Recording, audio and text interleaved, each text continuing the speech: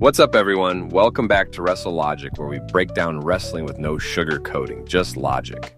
Today, we're diving into one of WWE's biggest creative failures in recent memory, how they completely fumbled Karrion Kross. From his NXT dominance to his main roster disaster, we're going to walk through exactly how WWE dropped the ball on a guy who should have been a main event star.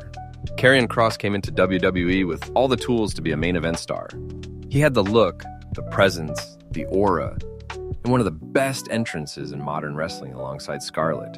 In NXT, he was booked as an unstoppable monster, a true final boss of the brand. Fans believed he was destined for big things on the main roster. But what should have been a smooth transition turned into one of WWE's biggest creative failures. The first mistake came the moment Kross debuted on Monday Night Raw in 2021.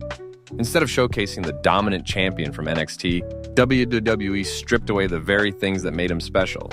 Scarlett was left behind, his entrance was gutted, and instead of presenting him as a killer, they put him in a ridiculous gladiator helmet and suspenders. Overnight, the mystique was gone.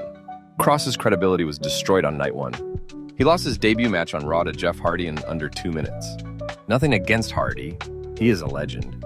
But having your undefeated NXT champion lose in a quick roll-up to someone who had not been pushed in months was pure sabotage. That one match told the audience, don't take this guy seriously. And once that perception sets in, it's nearly impossible to recover. Even worse, WWE doubled down on the bad presentation. The gladiator gimmick became a running joke online. Fans who hadn't watched NXT had no idea what Kross was supposed to be. And those who had watched NXT couldn't believe this was the same unstoppable monster they'd seen dominate Finn Balor, Keith Lee, and Tommaso Ciampa. It felt like WWE was intentionally undoing everything Triple H had built. Eventually, Kross was released in late 2021, another victim of his short-sighted booking. For a guy who had all the potential to be a marquee star, being tossed aside so quickly was shocking.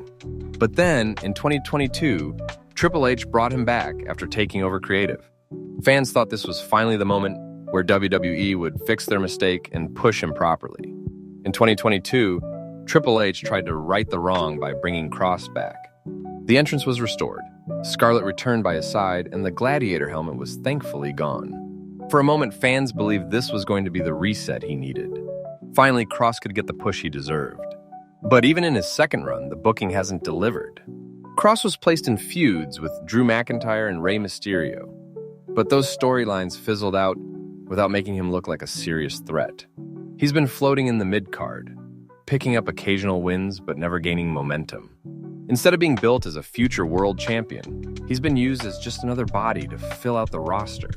The tragedy of Karrion Kross is that he has everything WWE claims to want in a superstar, yet they have managed to waste him twice. In NXT, he was proof that you can build a monster with the right booking. On the main roster, he is proof that bad creative can ruin anyone, no matter how much potential they have.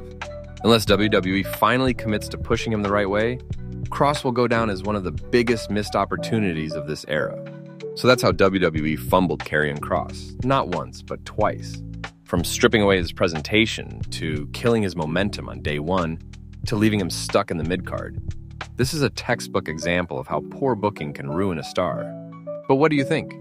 Did WWE ever have plans for Kross, or was he doomed from the start? Drop your thoughts in the comments below, hit that like button, and don't forget to subscribe to Wrestle Logic for more breakdowns and real talk on the wrestling world. Until next time, keep thinking with logic.